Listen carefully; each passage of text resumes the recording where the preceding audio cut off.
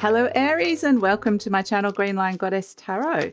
This is your weekly reading and yes, we are moving into Aries season. So happy birthday to all you beautiful Aries, the Arians I guess, or who are, what's the plural of Aries? But who are having a birthday or just celebrating Aries season.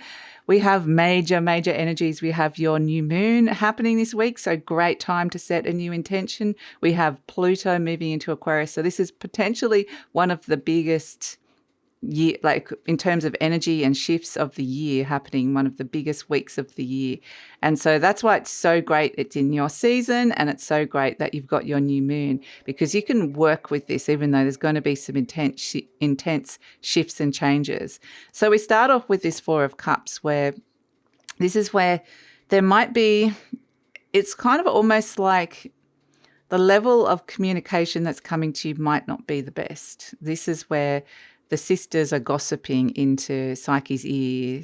This is the Greek mythology saying there's something wrong with your lover. There's something wrong with the situation. And so these can be the little voices of fear and doubt, or this could be gossip that comes in. You know, it's a fearful kind of voice of communication. But ultimately what this Four of Cups is telling you is something emotionally is not feeling right or fulfilling. You might be feeling a bit restless or ready to move on from a situation, or bored.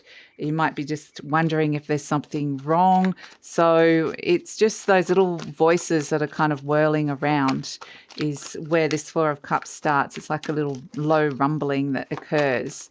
But it's really, what I'm getting is it's kind of trying to activate you to move. We have the Justice card, interesting. So this is Athena, the goddess of truth and wisdom, coming in.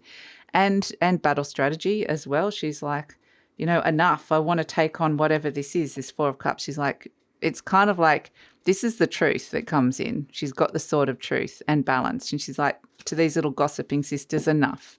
We need to hear the truth. We need to have balanced thought. We need to think about this, you know, in an impartial way. So she's come in and said, let's look at this. There's potentially a contractual agreement that has been around something that you've agreed to, whether it's a legal agreement or something you've agreed to within yourself or within a relationship. And she's saying we need a pretty impartial and rational idea, kind of thought pattern here. Balance needs to be restored. Wisdom needs to be applied to a situation. And then we've got the Tower, boom. Okay, so then there's this sense of, okay, the walls are coming down with the Tower. This is Poseidon, the god of the ocean, the god of sea, coming in with his trident, the point of power. And in this Tower, in this particular mythology, is the Minotaur. It's the head of the bull and the body of the man, considered to be something quite shameful. They didn't know what to do with it, so they're like, let's just hide it away in the Tower. But Poseidon is like, enough. There is nothing hideous or shameful about this creature. It needs to be released. And that's kind of interestingly what the story here was, that with Eros and Psyche, it is a love story, but the laws of the relationship, the rules of the relationship, which is coming in here with the Justice energy, the rules, the regulations, the laws, the things that have been agreed to.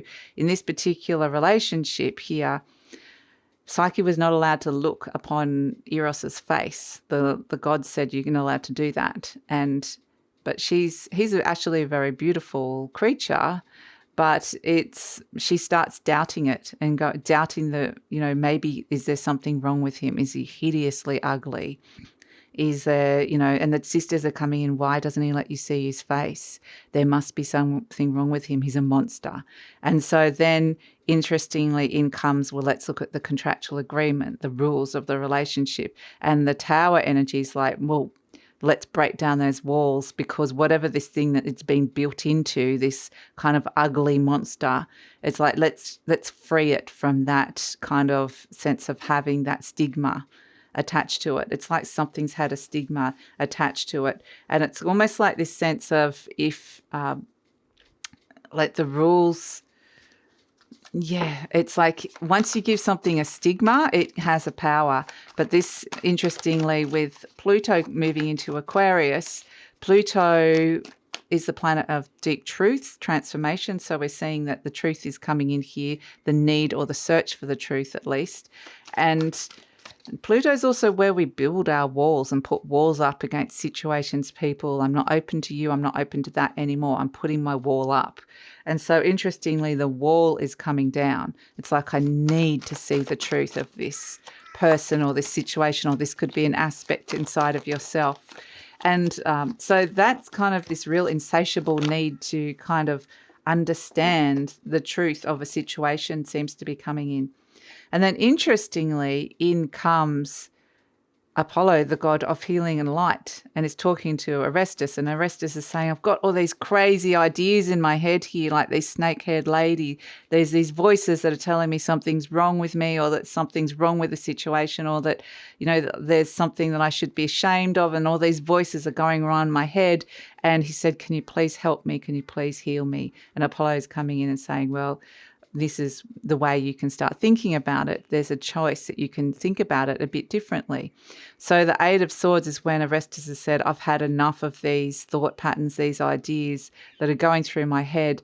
And the World card, we can see that there is an ending of that cycle, of the limited forms of thinking or negative forms of communication that are coming to you. This is the end of the cycle. This is Hermaphrodite, where the divine masculine, divine feminine come together again and become whole.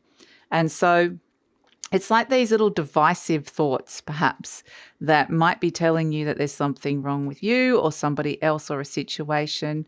It's almost like they could be plaguing you here. And it's...